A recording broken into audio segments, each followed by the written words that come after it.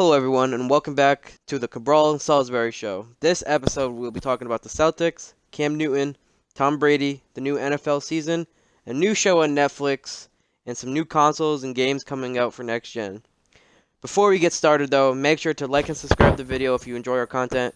And in order to subscribe, you will need a YouTube account, so please make sure to do so before subscribing. Jay, would you like to start us off?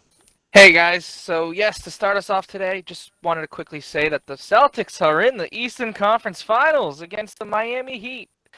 Now it does feel good, man, does it feel good.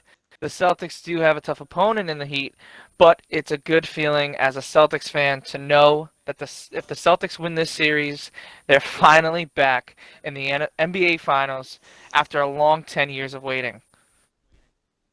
Well, I don't really follow basketball, and you know that. But congrats to the Celtics for reaching the Eastern Conference Finals.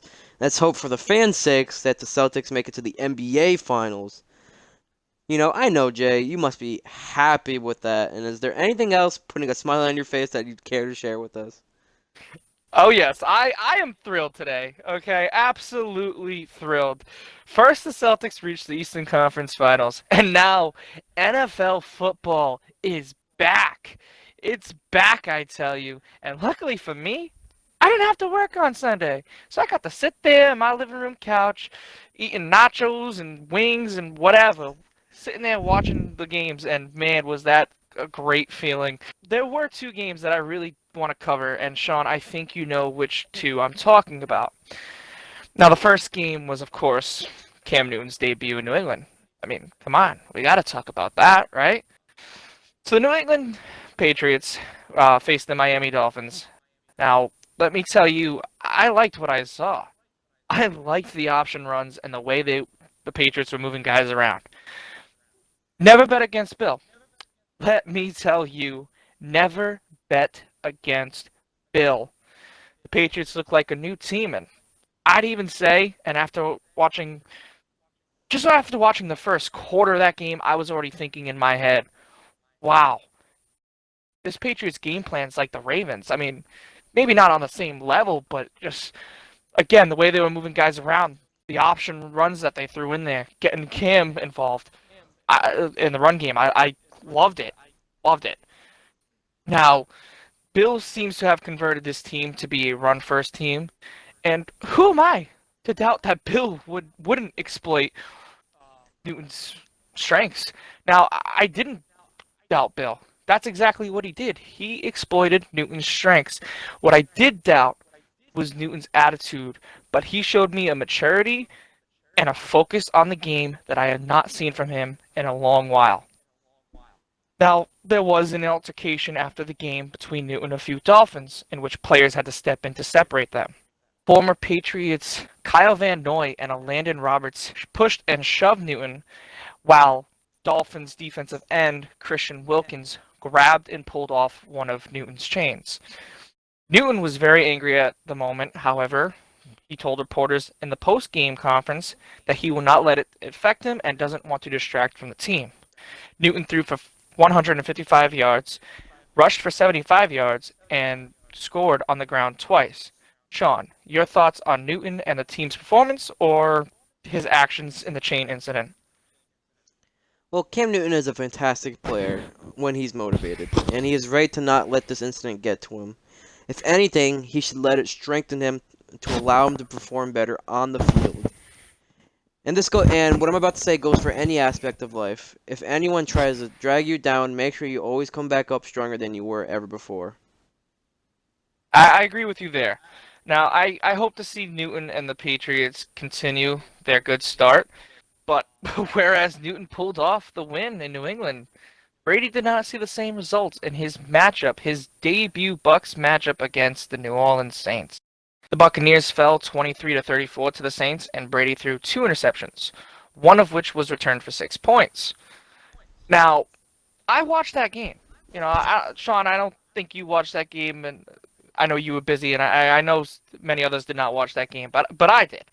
And other than that pick six, I didn't see Brady throw any passes that you could sit there and easily say, wow, those were bad passes. What I saw was a lot of guys not on the same page.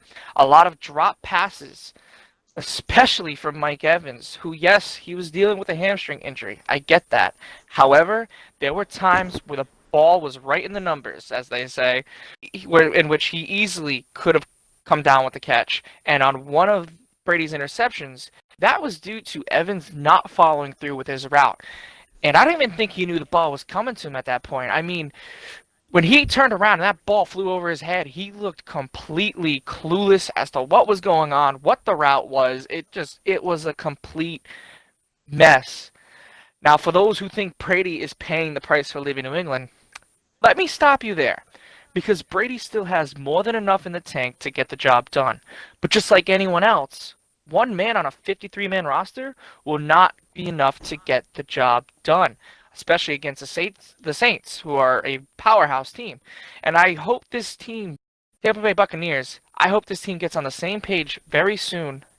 In other words, Sean, I know there's something you've been itching to share with us. Care to share what that is? Alright, some interesting stuff there. In other news, Netflix just released a new movie on their service called Cuties. This is a movie that features a group of young girls coming to age. Now, the movie shows the young girls acting promiscuous, and I think that's extremely unacceptable. Now, I have not personally seen the production, so I am unsure of the message the film is trying to get across. But from what I've seen so far, it is absolutely disgusting that younger children, specifically females, are getting sexualized. We see quote-unquote reviewers defending this and actually politicizing it, while the vast majority of the viewers actually dislike it. And I'm not sure why we all can't just band together and condemn this type of behavior and type of production. On Rotten Tomatoes, a popular reviewing site for movies and shows alike, Cuties is actually running with an audience score of 11%. And this was even lower, 6% about a few days ago. Oof! And the reviewer score, guess what? It's 89%. What a difference between those two. This goes to show you the difference between the quote-unquote reviewers and the overall viewer base that actually, watches the show or the movie in question. But we also see multiple people actually wanted it to be taken off Netflix, as this seems to show the exploitation of children. Some prominent names include Ohio Attorney General Dave Yost, Representative Ken Buck, and Nancy Pelosi's own daughter, Christine Pelosi. I gotta agree with your view on the film. Now, I mean, I'm in that same boat where I haven't seen the film myself, but after hearing about it and seeing the advertisement for the film, seeing the trailer, I don't think I want to. Like, I just want to stay clear, like miles and miles away from this film. Just look, I've personally told you, Sean, and I've told others, and I'll say it here again. It is revolting, disgusting, and even nauseating to see such young girls in this role where it's acceptable to act in this way and show themselves off in such a sexual, way.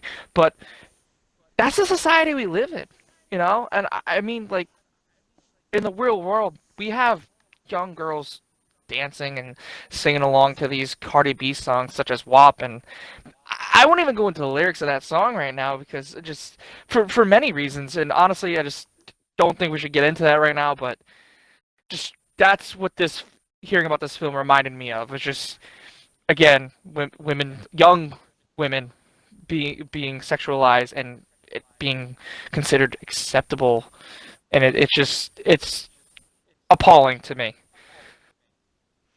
I'd have to agree with you there, and we do have more on that for next week. But while we have this show releasing on Netflix, we see more interesting and more appropriate media coming out, such as Call of Duty Cold War, being released November 13th, and Assassin's Creed Valhalla, which is releasing November 17th. And we have the Xbox Series X and the Series S, which is, I think it's around $300, I think it's going to be out. And that's going to be one of the most advanced consoles, along with the PlayStation 5, of course. And, of course, if you have a PC, built it yourself. But, no, I'm not a huge fan of Assassin's Creed, but I am a fan of Call of Duty. And I do look forward to actually picking it up for the holidays, most likely. And I also look forward to making you play Call of Duty for Clueless J. Make sure to check that out. Yes, so speaking of me being clueless on Clueless J, please check out our next episode coming out soon, where you will see me conquering the world of Ark Survival Evolved. Hopefully, but I'm gonna be honest with you guys, not likely.